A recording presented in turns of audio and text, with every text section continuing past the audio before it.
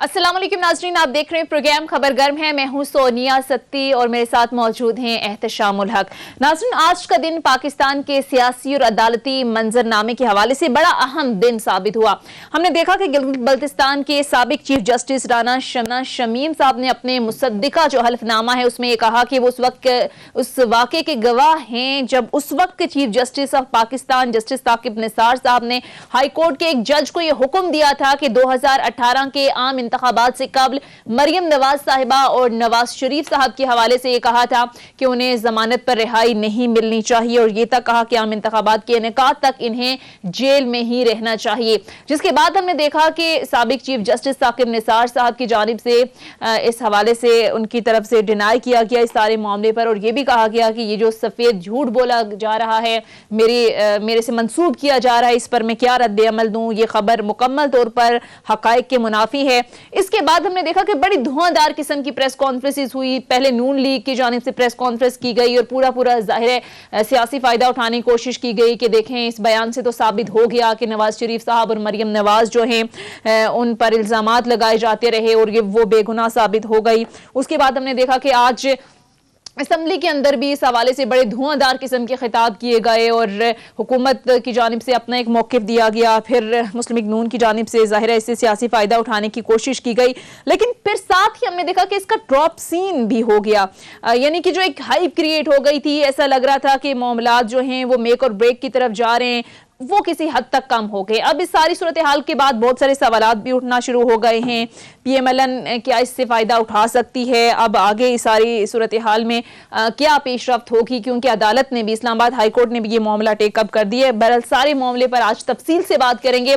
इसके साथ साथ नाज़रीन एक अहम मामला पिछले कुछ दिनों से हम देख रहे थे कि हुकूमत बड़े प्रेशर में लग रही थी और पूरा एक माहौल बना हुआ था कि आज गवर्नमेंट जा रही है, कल गवर्नमेंट जा रही है। इत्तेहादियों की जानिब से भी अचानक से हमने देखा कि तहफ़्फ़ुज़ात आना शुरू हो गए थे, लेकिन पिछले कुछ टाइम के अंदर अंदर हम देख रहे हैं कि हुकूमत बड़ी कॉन्फिडेंट हो गई है। पार्लियामेंट का मुश्तरका इजलास भी बुध को तलब कर लिया गया है।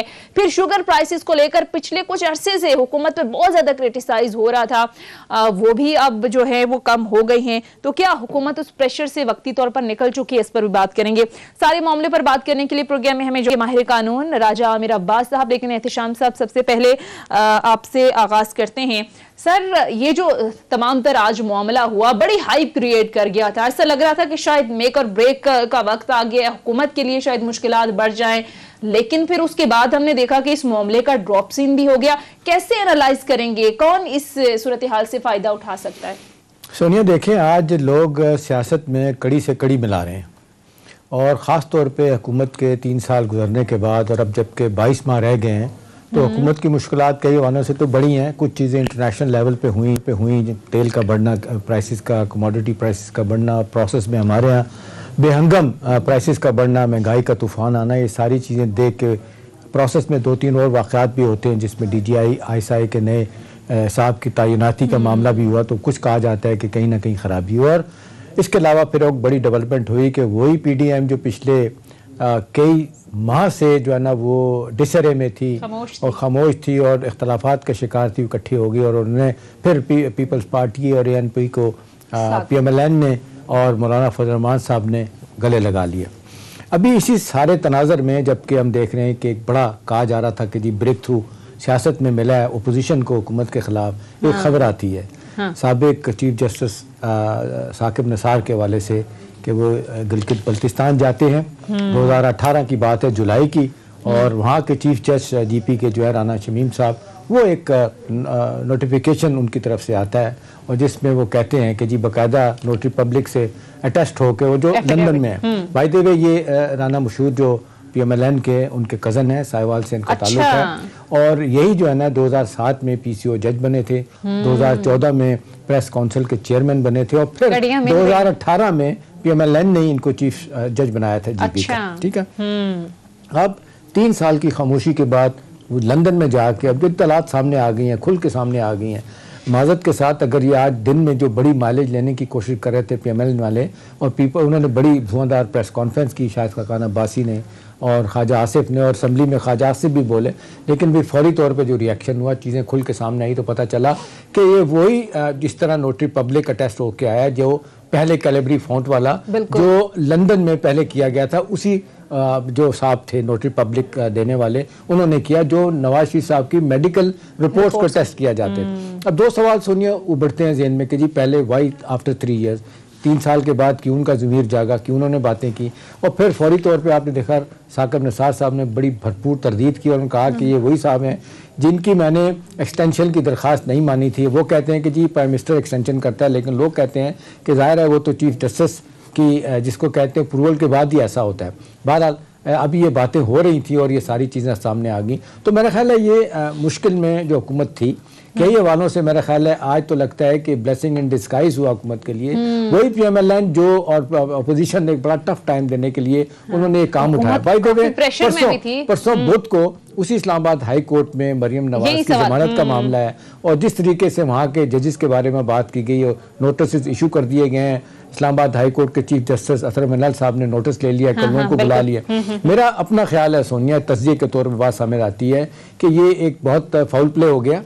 एक जिसको कहना चाहिए था, जो कड़ी मिलाने के बाद लग रहा था कि शायद हुकूमत पे वो आखिरी नेजा ठोकना जा रहे हैं, आखिरी कील ताबूत में उलट पड़ गया। अच्छा सर, 17 तारीख को आपने बात की, मरियम नवाज की पेशी भी है और कहा जाता है कि ये इनकी पूरी एक तारीख है अदालतों को प्रेशराइज करने की, चाहे जस्टिस साकिब निसार हुआ जो साबिक चीफ जस्टिस थे उनकी बात। और सर आपको याद होगा जब मरियम नवाज साहिबा इस्लामाबाद हाई कोर्ट में जब उनकी पेशी हुई थी, तो जब उन्हें मीडिया टॉक की तो उन्होंने कहा था कि मेरे पास कुछ ऐसे सबूत हैं, कुछ ऐसी चीजें हैं जो इस केस का सारा कच्चा चट्टा खोल देंगी। तो यही इसी कच्चे चट्टे की बात तो नहीं कर रही थी मरियम नवाज साहिबा? सोनिया देखें, जो हम और आप तो चले ऑर्डिनरी से लोग हैं, सियासत में हमारा इतना तल्लुक वास्ता तो नहीं है, ख़ास तौर पे हम जो देखते हैं लीगल पॉइंट ऑफ व्यू से, तो हमारी पोजीशन ऐसी नहीं है कि हम बात कर सकें।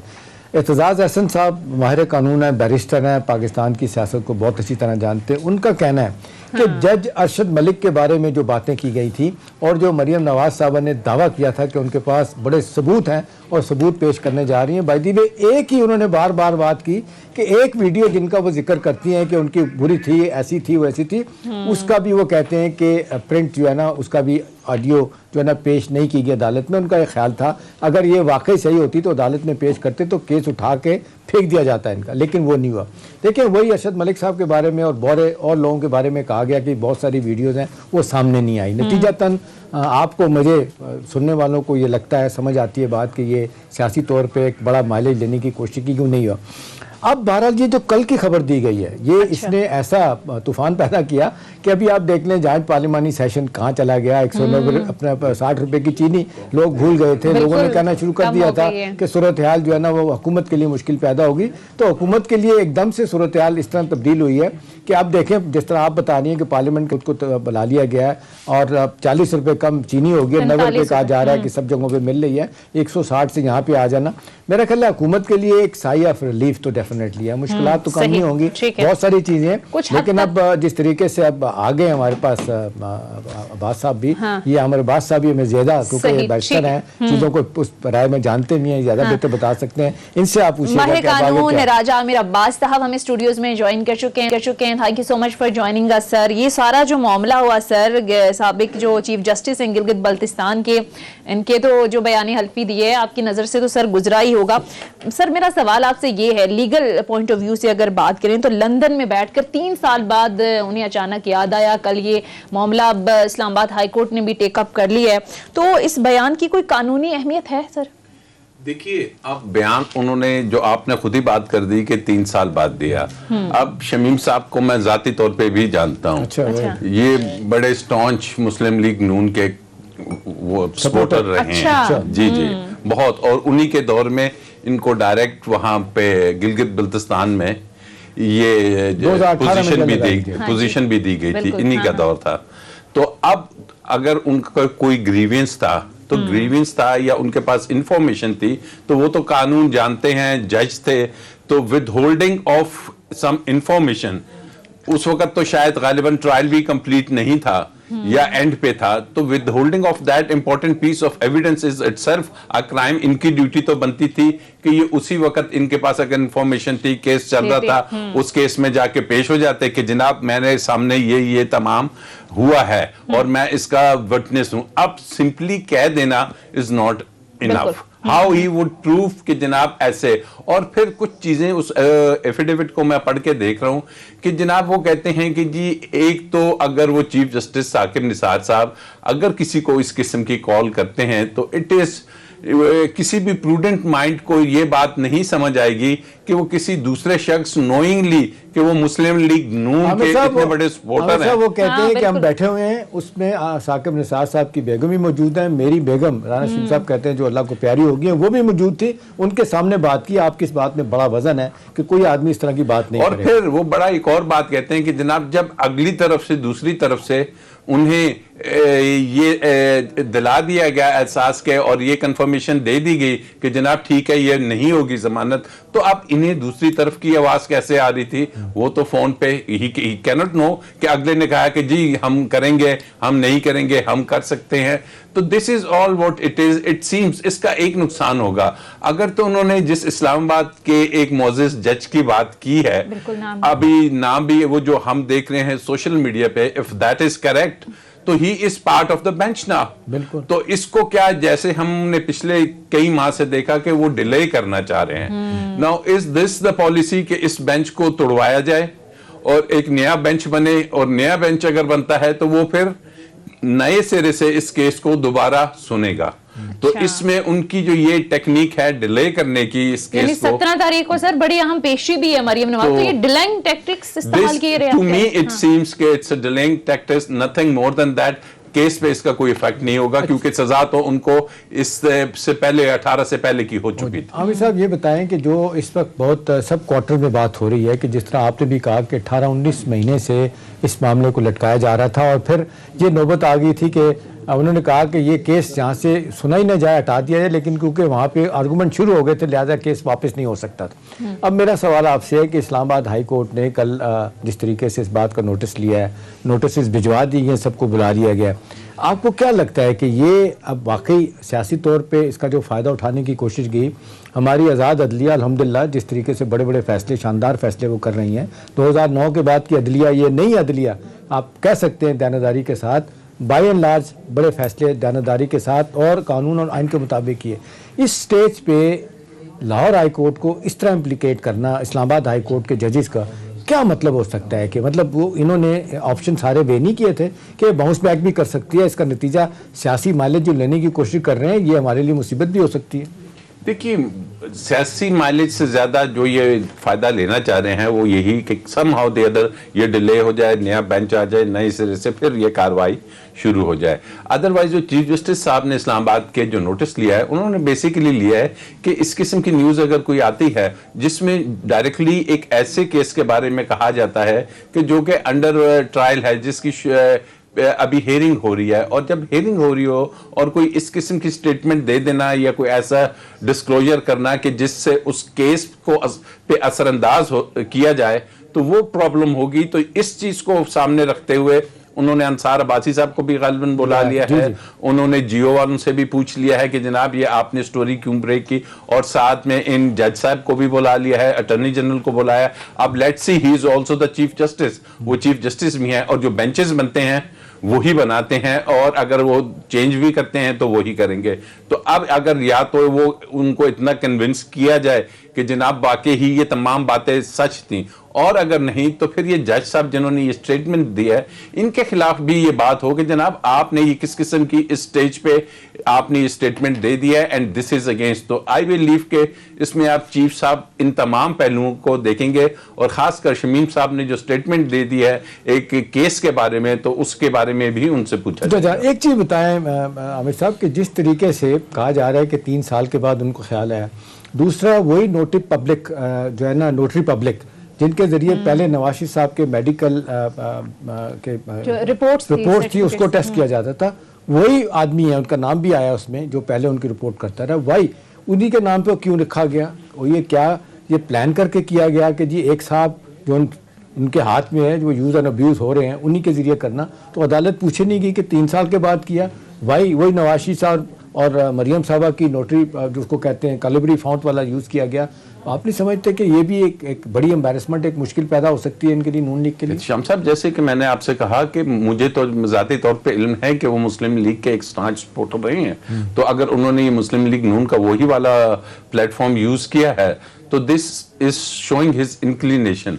और अगर वो जज साहब जो चीफ जस्टिस साहब हैं वो इस नतीजे पे पहुंचते हैं कि ये केस पे असरअंदाज होने के लिए ये एफिडेविट दिया गया है या केस प्रोसीडिंग्स में हर्डल डालने के लिए किया गया है, तो ऐसी सूरत हाल में he can take any action. और इसमें होना चाहिए कि इस किस्म की चीजें, इतने हाई प्रोफाइल केसेस को इस अंदाज में, इस लेवल पे आके कौमी सतह पे उसको खराब या डिस्टॉर्ट करने की अगर कोशिश, यानी मुस्लिम लीग नून आप कह रहे हैं खुद ही मुश्किल में पड़ सकती है ये जो मामला। बिल मुख्तसर ब्रेक लेते हैं नाज़रीन, ब्रेक के बाद वापस आएंगे, इस इशू पर मजीद भी बात करेंगे। Stay tuned.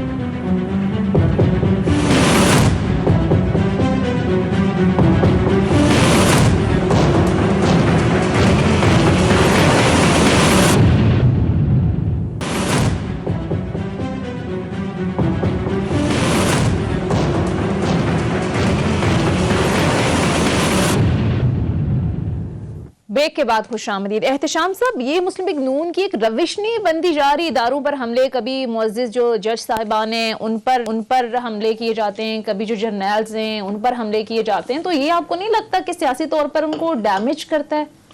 देखिए, कुछ चीज़ें तो ऐसी होती हैं जब वो किसी और तरीके से साबित हो रही होती हैं, जिसका नुकसान होता है, वो उसको फिर सॉरी करके वापस लाने की भी कोशिश करते हैं। लेकिन आज जिस धड़ल्ले के साथ शाहिद खान अब्बासी साहब ने, ख्वाजा आसिफ ने प्रेस कॉन्फ्रेंस की और डायरेक्ट इल्ज़ामात का बुछाड़ जिसको लगाई उन्होंने साकिब निसार के ख़िलाफ़, और फिर असम्बली में भी आपने देखा कि ख्वाजा आसिफ ने तकरीरें इस तरह की। लेकिन असद उमर साहब ने भी टका के जवाब दिया कि जी बड़ी आज सियासी मार पड़ी है इनको, जिस तरह चीज़ें बाउंस बैक की हैं, इनके लिए मुश्किलात पैदा हुई हैं।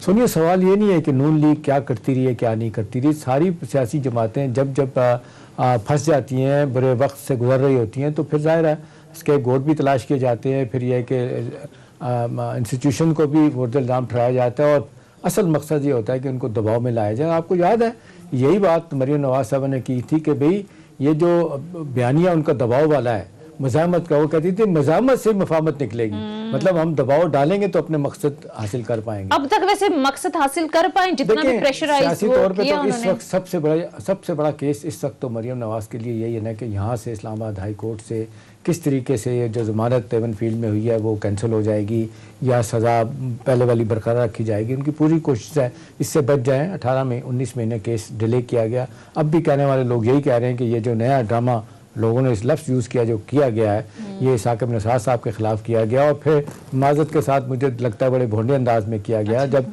जिस तरीके से ये होना चाहिए थे कि एक ही दिन में आम तौर पे चीज़ें इतने सामने खुल के नहीं आती कि वो सारा का सारा बयानिया धराम से आपका नीचे आ जाए, और जिस तरह कड़ियाँ राना शमी साहब की मिलाई गई हैं राना मसूद के साथ, साहिबाल का ताल्लुक PMLN के साथ ताल्लुक, चीफ जज भी उन्हीं ने ही बनाया 2018 में, 2017 में, 2007 में PCO जज बने थे, 2014 में प्रेस काउंसिल जो है उनके चेयरमैन बनाए गए थे।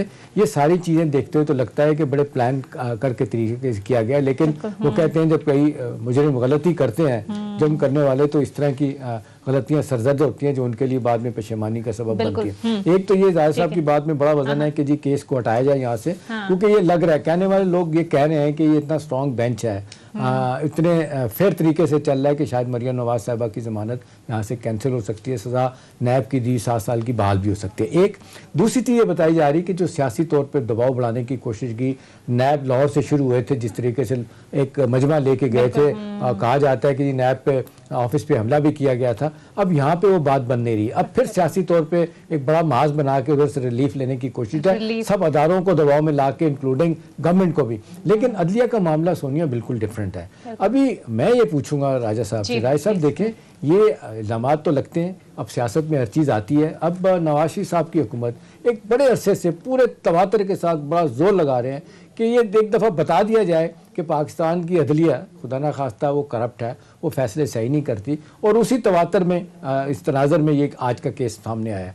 तो आपको लगता है कि सियासी तौर पे इन्हें रिलीफ मिलेगा, ये काउंटर प्रोडक्टिव होगा, या इससे आगे चल के इनको सियासी तौर पे कोई फ़ायदा होगा? देखिए, सियासी तौर पे इनको, आपको याद होगा कि जिस दिन से इनको सजा हुई थी और हटाया था, तो वो नारा लगा रहे हैं इसी अदलिया के खिलाफ, मुझे क्यों निकाला। वो तो इन्हीं के से सवाल करते थे कि मुझे क्यों निकाला। आपको याद होगा कि इन्हीं की पार्टी आके कहती थी कि जी ये 5 जो अंदर बैठे हुए हैं, यही कहते थे कि जी ये भूख से भरे हुए हैं। ये तमाम चीज़ें, हमने कोई वो लोहे के चने वाले ख्वाजा साद रफ़ी की ये तमाम चीज़ें थी। तो बाद में जब अदलिया ने कहीं इनको रिलीफ दिया, इसी अदलिया ने, इसी इस्लामाबाद हाई कोर्ट से मियाँ साहब को बेल मिल गई। मियाँ साहब बाहर जो गए हैं, इस्लामाबाद हाई कोर्ट ने उन्हें जमानत दी, और फिर लाहौर हाई कोर्ट ने, इसी अदलिया ने उन्हें एक 50 रुपए के स्टाम्प पेपर पे एक कॉन्विक्ट को, एक ऐसा शख्स जो कि पाकिस्तान की हिस्ट्री में नज़ीर नहीं है किसी और शख्स को, कि उसको सजा भी हुई है और उसे बैरून मुल्क जाने की इजाज़त भी दी। और उस इजाज़त का नतीजा क्या निकला कि वो आज तक मफरूर है, जानते बूझते हुए वो बैरून मुल्क चले गए। अब इसी अदलिया की जब समन्स जाते हैं, उनको एब्सकॉन्डर करार दिया जाता है, तो वो कहती हैं कि जी हमें तो इस पे एतबार नहीं। और मरियम बीबी कहती हैं कि जी मुझे गारंटी अगर दे दी जाए तो मैं शाम की फ्लाइट से मियाँ साहब को बुला लूंगी। हाँ। तो ऐसी सूरत हाल में मेडिकल तो कोई बीमारी वाली बात तो कोई नहीं है ना। जब वो कह रही हैं कि शाम को आ सकते हैं, सिर्फ गारंटी चाहिए, अब पता नहीं किससे गारंटी क्या मांगती हैं। तो ऐसी सूरत हाल में पॉलिटिकली उनको ये है कि वो गरीब की बात इस वक्त जो हो रही है इस मुल्क में, हम तो हैरान है कि पीडीएम, यही मसला है कि पीडीएम सरवाइव नहीं कर सकी। यही मसला है कि जब भी पॉलिटिक्स ये लोग करते हैं, ये अपने केसेस की पॉलिटिक्स, ये अपने केसेस खत्म करने की और अपनी सजाएं, आज सजाएं या ये चीजें खत्म हो या बेल की इनको रिलीफ मिल जाए बैरून मुल्क जाने की, तो 180 डिग्री इनकी सियासत चेंज हो रही है। तो डे टू डे कोशिश ये किया जा रहा है कि किसी तरीके से प्रेशराइज किया जाए, but knowing the judiciary, I believe कि वो किसी प्रेशर में नहीं आएंगे। और इस किस्म के हथकंडे जो ये डिलेइंग टैक्टिक्स के तौर पे अब यूज कर रहे हैं, वो गालिबन इनको इतने कानूनी तौर पे मुफीद नहीं होंगे। और जो चीज इन्हें कानूनी तौर पे मुफीद है वो यही है कि इसी हाई कोर्ट में आइए और अपने वो रसीदें दे दीजिए, वो मनी ट्रेल दे दीजिए, वो बता दीजिए कि जनाब वो पैसे कहां से आए थे इवन फील्ड के, तो ये बरी भी हो जाएंगे। सही, ठीक है। अब एहतशाम साहब जरा आगे बढ़ते हैं। पिछले कुछ दिनों से हम देख रहे हैं कि इस्लामाबाद में बड़ी खबरें गर्दिश कर रही थी कि हुकूमत आज है कल नहीं है, इत्तेहादी नाराज हो गए, अपने लोग जा रहे हैं। आज अचानक से बड़ी अच्छी खबरें आना शुरू हो गई हैं। बुध को इत्तलात हैं कि पार्लियामेंट का मुश्तरका इजलास तलब किया गया और जाहिर है इत्तेहादियों को एहतशाम साहब मना लिया होगा। फिर शुगर प्राइसेस के हवाले से बड़ी तनकीद हो रही थी कि हुकूमत नाअहल है, काम नहीं कर रही, नालायक है। वो भी अब जो है वो आना शुरू हो गई हैं नीचे, 42 रुपए 43 रुपए फी किलो के हिसाब से कम हो गई हैं। तो सर ये कुछ अच्छी खबरें आना शुरू हो गई हैं। सोनिया, एक चीज़ तो बड़ी वाज़ेह तौर पे सामने आती है कि पाकिस्तानी सियासत में इत्तेहादियों का रोल बड़ा एक किस्म का लगता है डिफाइंड हो गया है। इत्तेहादी किसी के इत्तेहादी नहीं होते, वो अपनी ज़ात के इत्तेहादी होते हैं। आपने देखा जब और ख़ास तौर पे जब भी 3 साल का वक्त गुजर जाता है तो लोग तब्दीली का नारा और ठंडी हवाएं, इस तरह की हवाएं चलना शुरू हो जाती हैं, तब्दीली की लोग बातें कर रहे होते हैं, कभी कभी चीज़ें ठीक भी हो जाती हैं। हाँ। अब अहम सवाल ये है कि ये इत्तेहादी ख़ास तौर पे हम देख रहे हैं जिस तरीके से PMLQ है, उसके बाद MQM है और GDA वाले लोग हैं, क्या उनका रवैया तब्दील हुआ, उन्हें ऊपर नीचे उनके स्टेटमेंट आए, तब्दील हुए। मैं देख रहा था कई हवालों से PML इसका क्या कहते हैं MQM का स्टेटमेंट तब्दील हुआ। पहले जो खबरें थी कि जी हम तो ये आपके साथ नहीं चलेंगे EVM मशीन पे, फिर जब किसी से सवाल पूछा गया तो उन्होंने कहा कि जी ये तो ऐसी कोई बात नहीं, हमने कब कहा कि हम नहीं साथ चलेंगे। देखें ये हर दौर में आप देख लें PMLQ हो, ब्लैकमेल करते ये ब्लैकमेल भी करते हैं, प्रेशराइज भी करते हैं, फ़वाद भी हासिल करते हैं। अभी आपने देखा कितना अर्सा PMLQ नाराज़ रही थी कि मोनी सलाई को आप बनाएं और वज़ीर बनाएं, और प्राइम मिनिस्टर इमरान खान साहब, ये बड़ी अब सीक्रेट नहीं रही बात सोनिया कि उन्होंने कई दफ़ा ये बात की थी कि किसी और को आप बनवा लें, मैं मुन सिलाई को नहीं बनवाऊंगा, लेकिन बनाया गया उनको। ठीक है, इस तरह से MQM वो जब फंड्स की बात हो, कुछ और डिलिमिटेशन कॉन्स्टिट्यूंसी की बात हो, वो यही बातें कर रहे होते हैं कि जी हमारा शेयर किधर है, हमारी बात क्यों नहीं मानी जाती। तो मुझे ज़ाती तौर पे लगता है कि अब डेफिनेटली वो सोच रहे होंगे। फिर देखें ना, एक दबाव वाली बात भी राय साहब है। अब ये इत्तलात ये भी आ रही है कि 30 के करीब MNAs हैं और 50 के करीब MPA जो PTI के अपने लोग हैं, उनको लग रहा है कि महंगाई के हवाले से या और बुजदार साहब के हवाले से जो उनके गिले शिकवे हैं, शिकायतें वो नहीं पूरी हो रही, और वो कह रहे हैं कि जी हम शायद अगले इलेक्शन में आपका साथ नहीं देंगे। और दूसरी एक बात जो कर रहे हैं जिसमें वजन है, बाकी तो सियासी हैं, कि जी जिस तरीके से उन्हें पब्लिक में जाते हुए डर लग रहा है वो नहीं जा पा रहे। महंगाई की एक बड़ी वजह बन गई। वो कहते हैं जी लोग हमें मारेंगे, हम दोबारा से इलेक्शन कैसे जीतेंगे, हमारी मुश्किलात ये अपनी जगह पे है। इस सारे तनाजर में अब ये महंगाई और ख़ास तौर पे जिस तरीके से चीनी वाला बुरहान हल किया गया, राय साहब देखें क्या इस हवाले से मैं कहता हूँ कि जुल्म है इस मुल्क में कि 1,30,000 टन चीनी मौजूद थी क्रशिंग सीजन से पहले। अब तो दो जिसको कहते हैं 8 तारीख से शुरू हो गया, सिंध में भी शुरू होगी। अब मामला जो है किसी और तरफ जा रहे हैं, तो होपफुली हो जाएगा। हुकूमत ने जब छापे मारे और हुकूमत ने कहा कि जी किसानों को आपने पेमेंट नहीं की थी चीनी की, वो उन्होंने करनी शुरू की थी। हुकूमत ने अब लगता है कि पहली दफ़ा सख्त लहजा अख्तियार किया, एक सख्त स्ट्रॉन्ग मैसेज दिया मिल ऑनर्स को कि भी आप चीनी कम करें, नाजायज प्रॉफिट खत्म करें। तो मेरा ख्याल है कम से कम थोड़ी देर दीगर मामलात पर भी एहतशाम साहब ऐसी अगर फुर्तियां दिखाई जाएं तो फिर जो मसाइल की भंवर में गवर्नमेंट फंस चुकी है, इससे निकलने में आसानी हो जाएगी। मुख्तसर ब्रेक लेते हैं, ब्रेक के बाद वापस आएंगे। Stay tuned.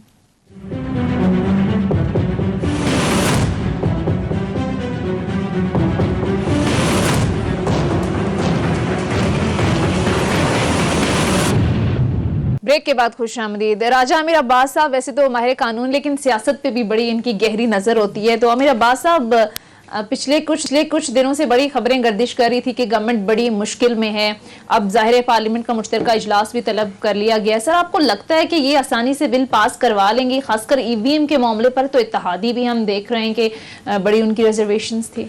देखिए मुझे समझ नहीं आती, इत्तेहादी अगर हम एमक्यूएम को देखते हैं तो वो कैबिनेट का हिस्सा है, कैबिनेट ने इसकी अप्रूवल दी ऑब्वियसली, तो वहां तो ये नहीं कह सकते कि हमें नहीं पता। वजीर कानून फिर वजीर कानून उनके हैं, फिर इंफॉर्मेशन टेक्नोलॉजी उनके पास है। वो मैं खुद उनकी स्टेटमेंट सुनता रहा उनके वजीर के।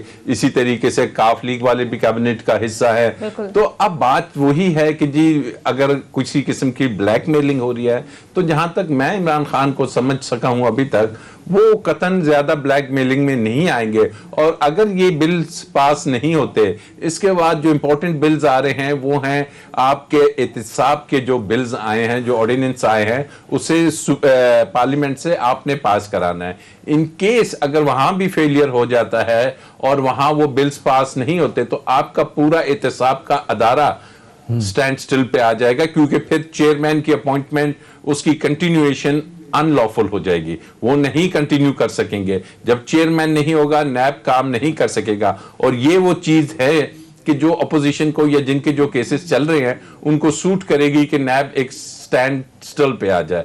तो इट्स वेरी वेरी इंपॉर्टेंट कि इमरान खान साहब इन असेंबली से ये बिल पास कराए। एंड इन केस अगर ये बिल्स पास नहीं आते और इनके अपने इत्तेहादी या कुछ और दीगर अफराद डिच कर जाते हैं, तो फिर ऐसा असेंबली को हम बस एज जहां पे वोटर देखते हैं कि क्या फायदा कि जो लेजिस्लेशन तो करती नहीं, जो उसका प्राइमरी फंक्शन है, जहां पे पॉलिसी साजी तो होती नहीं, वो नहीं करती ये असेंबली। और वो असेंबली बैठ के सिर्फ अपने केसेस की बातें करते हैं या वीडियोस की बातें करते हैं या नैब की बातें करते हैं। तो आई डोंट सी कि फिर असेंबली का जो पर्पस है वो क्या डिलीवरेंस, असेंबली क्या डिलीवर कर रही है। इसमें एक चीज बताएं साहब कि जिस तरीके से ओपोजिशन वाले अब वो कह रहे हैं कि जी नई कमेटी बनाई जाए, जिसमें वो कह रहे हैं कि 2 बंदे आपने जो और डाले हैं सवाती वगैरह, इनको हम नहीं मानते, वो एक पैकेज के तौर पे लाना चाहते हैं, जो है बड़ी खबर भी यही है। आपको क्या लगता है कि लोग कह रहे हैं कि जो 3 अमेंडमेंट्स इसमें आई हैं नैब लॉ में, जो दूसरी आई थी जिसमें कहा जा रहा था कि कुछ लोगों को रिलीफ मिला है, उनके केसेस भी वापस आना शुरू हो गए थे, जरदारी साहब का केस था, हमजा और शहबाज, कुछ और लोगों का भी था। आपको क्या लगता है कि ये हुकूमत के जहन में क्यों आई? पहले रिलीफ देने की बात है, कुछ लोग कहते हैं एक किस्म का फेवर करनी थी ताकि इस बिल को मंजूर करवाया जाए, अब वो बिल्कुल वापस करके फिर उनके केसेस दोबारा खुल गए। आपको क्या लगता है कि इसके पीछे क्या जहन हो सकता है? मुझे तो लगता है इसके पीछे ज़हन ही नहीं है। अच्छा जी, ये जल्दबाजी में कर गए हैं। और आप देखिए ना, जब तक कैबिनेट में और दूसरी जगहों पे डिबेट नहीं होंगे, आपने उठा के पूरा उसका तरीक़ेकार चेयरमैन नैब का आपने सुप्रीम जुडिशियल काउंसिल से उठा के प्रेसिडेंट को दिया। हाँ। मैं खुद नैब के अदारे को समझता हूं, सर्व किया है सब कुछ। नैब अगर इंडिपेंडेंट अदारा है, तो अगर आप प्रेसिडेंट को उसके रिमूवल का इख्तियार दे देंगे तो वो इंडिपेंडेंस तो नहीं रहेगी। फिर नैब का जो एक पर्पस था कि जो चेयरमैन है उसको आप ये लालच या ये बिट नहीं दे सकते थे कि यार हम आपको अगले 4 साल के लिए भी कर देंगे, फिर तो वो हुकूमत की जायज नाजायज बातें मानना शुरू कर देगा अपने 4 साल की एक्सटेंशन के लिए। तो नैब के लॉस को मजीद सख्त करने की बजाय उसमें आप ब्यूरोक्रेट्स को निकाल रहे हैं, उसमें आप ऐसे लोगों को निकाल रहे हैं, बिजनेसमैन कम्युनिटी को निकाल रहे हैं, उसमें आप ये निकाल रहे हैं, इन्होंने जो निकाल दिया था चीटिंग पब्लिक एट लार्ज, कि अगर अवाम के साथ गरीब आदमी के जिसने सारी जिंदगी की जमा पूंजी लगा के कोई कहीं किसी हाउसिंग स्कीम में एक मकान या एक प्लॉट ले लिया है और वो जो हाउसिंग स्कीम वाला है उसने वहां पे जमीन ही नहीं फाइलें बेची हैं खाली और करोड़ों अरबों रुपए लोगों के ले गया है, तो नैब उसको नहीं पकड़ सकेगी। डबल शाह के कहता है अगर कि लाई जी आपके 5 लाख का मैं महीने का 50,000 प्रॉफिट दूंगा और तीसरे महीने वो सबके पैसे उठा के चला जाता है, वो दरवाजा भी बंद कर दिया। आमिर साहब ये बताएं कि ये जो लोग आमतौर पे बात करते हैं कि जी आज तक कोई पॉलिटिशियन उसको सजा नहीं हुई, किसी के खिलाफ रेफरेंस मुकम्मल नहीं हो सका, इतना अरसा लगाया गया, इन लोगों से ही 400-500 बिलियन मिला है जो बाहर के लोग हैं यानी बिजनेसमैन हैं और कोई मुफ्ती साहब पकड़े गए, कुछ ये हुआ, मुदारबे वाले, इनके खिलाफ तो कोई चीज़ नहीं हुई ना कोई। वो कहते हैं एक ही एडमंड मंसूर को 5 साल की सजा हुई थी और $5 मिलियन उनसे लिया गया था। क्या वजह है कि जी कोई बंदा कन्विक्ट नहीं हो रहा, किसी को सजा नहीं हो रही, और फिर प्रोसेस में आखिरी बंदा जो आपने देखा जमानत पे खुशी शाह साहब आए हैं, बड़ी सर्जनेस की सुप्रीम कोर्ट ने कि 2 साल में आपने कोई केस नहीं बनाया। तो क्या लगता है आपको कि इस हवाले से भी तो ये हुकूमत के लिए एम्बैरसमेंट है ना, ये मौजूदा स्ट्रक्चर इस वक्त नैब का जो है? देखिए हुकूमत से ज्यादा ये नैब की अपनी एम्बैरसमेंट है, क्योंकि वो तो अपने आप को एक खुद मुख्तार इदारा कहता है। वो कहता है कि जी हम फेस नहीं केस देखते हैं। आप कौन सा केस देखते हो? आप ये केस देखते हो कि कोई ग्रेड 16 या 15 या 14 का बंदा आपके हत्थे चढ़ जाए, आप उसको इतना तंग करते हैं कि उसके केसेस में पूरी नैब एक्टिव हुई होती है। किसी एक शख्स से आपने पॉलिटिशियन से या even name any bureaucrat grade 20 या इससे ऊपर का किसी से आपने कुछ लिया हो, वजह क्या है कि दिस इज करेक्ट जो सुप्रीम कोर्ट ने ऑब्जर्वेशन दी थी कि पॉलिटिकल आर्म ट्विस्टिंग इसमें होती रही है और इसमें कोई दूसरा बात नहीं कि इसको बहुत से चैप्टर्स ऐसे हैं कि जहां पे ये कंसिडरेशन है। नैब के अदारे को जब तक रीस्ट्रक्चर नहीं किया जाएगा, मेरे तो ख्याल में था कि सबसे इंपॉर्टेंट तरीक़ाकार जो इनको चेंज करना था वो अपॉइंटमेंट ऑफ चेयरमैन का था कि इसको निकालो ये लीडर ऑफ द अपोजिशन से और लीडर ऑफ द हाउस से, कि दोनों पे एलिगेशंस होते हैं। इसकी हुकूमत होती है तो उस पे एलिगेशंस आ जाते हैं। आप इसको लगाने वाले यही जिसका खुर्शीद शाह का आपने नाम लिया, इसको लगाने वाले यही शाहिद खाकान अब्बासी साहब जिनके अपने ऊपर केस है। लीडर ऑफ द अपोजिशन अभी कौन अपॉइंट करेगा? जनाब आपके जो शहबाज शरीफ साहब है जो खुद जमानत पे हैं नैब के केसेस में। तो कल को इनकी अपोजिशन होगी तो पता लगेगा वो डिफेंस मिनिस्टर, तो वो दूसरे मिनिस्टर, उनके खिलाफ केसेस हैं। तो ये वो जेन्युइन जो सी अमेंडमेंट्स थी। इंस्टेड ऑफ दैट आप एक तरफ कहते रहे कि जी नैब का दायरा परफॉर्म, इवन हुकूमत कहती रही कि इसकी प्रोसिक्यूशन अच्छी नहीं है। वही प्रोसिक्यूटर जनरल जिसके बारे में इतनी ऑब्जर्वेशंस आई, सुप्रीम कोर्ट के 3-4 सुप्रीम कोर्ट की चीफ जस्टिस साहिबान ने कहा, उसे एक ऑर्डिनेंस के जरिए आपने भी एक्सटेंशन दे दी और एक्सटेंशन की उसको भी इजाजत नहीं है। वन टाइम वो जॉब है जिसमें नॉन एक्सटेंडेबल, उसके बाद वही चेयरमैन साहब को दे दी और वही अमेंडमेंट्स करें। तो ऐसा भी एक चीज बताएं कि ये मौजूदा चेयरमैन जावेद इकबाल साहब के एक्सटेंशन की जो बात हो रही है वो इसी वजह से हो रही है, कहा जा रहा है कि हुकूमत और अपोजिशन के दरमियान इस हवाले से कभी भी कोई कंसेंसस नहीं बनेगा। वो 10 नाम देते हैं, आप 20 नाम देते हैं, किसी एक बात पे कन्वर्जेंस ऑफ इंटरेस्ट नहीं होता। तो फिर हुकूमत क्या लगता है, सवाल मेरा आपसे, कि मजबूर है कि इनको ये एक्सटेंशन दे? देखिए हुकूमत को ये सोचना चाहिए कि आपने एक्सटेंशन दी है ऑर्डिनेंस के जरिए, 120 दिन गुजर जाएंगे, या अगर आज एहतशाम साहब सेनेट में उनकी मेजॉरिटी है अपोजिशन की, सेनेट में एक सिंपल करारदाद आ जाती है जो मेजॉरिटी पास कर देती है against this ordinance loses its legal जो उसकी हैसियत है वो खत्म हो जाती है, ये खत्म हो जाता है। तो अपोजिशन को चूंकि ये मौजूदा जो अमेंडमेंट्स हैं ये उनको ज्यादा सूट कर रही हैं, वो ऑप्टिक्स के लिए तो टीवी पे बातें कर लेंगे, अदरवाइज उनके केसेस ज्यादा हैं, उनको इसमें काफी रिलीफ मिलेगा और वो खामोशी से बैठे हैं। और मैं तो अगर ये पास ना हुआ पार्लियामेंट से तो मेरी वही बात है कि ये नैब का अदारा मुकम्मल तौर पे एक स्टैंड स्टिल पे आएगा and then they have to fix the responsibility के आप पुराने कानून के मुताबिक चलने देते, आप चलने देते। और अभी अभी भी आप इनको एक्सटेंशन दे रहे हैं ना आपने। मुझे आमिर साहब एक और चीज़ लगती है कि ये बुध को जो सेशन होने जा रहा है 3 चीज़ों पे, ओवरसीज पाकिस्तानी को वोट देना, ईवीएम मशीन है और नैब का लॉ है। अगर हम आज सब क्वार्टर्स में यही बात सुनी जा रही, कही जा रही कि अगर हुकूमत जॉइंट पार्लिमानी की सिटिंग में बुध में वाले दिन ये सब कुछ मंजूर करवा लेती है, तो ये हुकूमत के लिए एक इतनी पोजीशन ऑफ स्ट्रेंथ बन जाएगी कि ओपोजिशन ने जो प्लान किया वो सारा स्कटल हो जाएगा। आपको लगता है कि ये करने के बाद हुकूमत जो है ना, वो जिसको कहना चाहिए एक शदीद दबाव में थी कि कुछ नहीं कर पाई, कुछ सवालों से, परफॉर्मेंस के हवाले से, वो अब अगले 22 माह ठीक निकाल लेगी? इट्स वेरी इंपॉर्टेंट ये जो मुश्तरका इजलास आ रहा है, क्योंकि ये जो कानून साजी है, ये कानून साजी अगर कहा जा रहा है कि आपके अपने कोलिशन पार्टनर्स और कुछ अपने लोगों की वजह से नहीं, और अगर आप उन्हें एक टेबल पे नहीं ला पा रहे, ऑल्दो कि जो पिछला इजलास इन्होंने मौखिर किया उसमें इन दोनों पार्टीज का यही कहना था कि जी हमसे कंसल्टेशन नहीं हुई।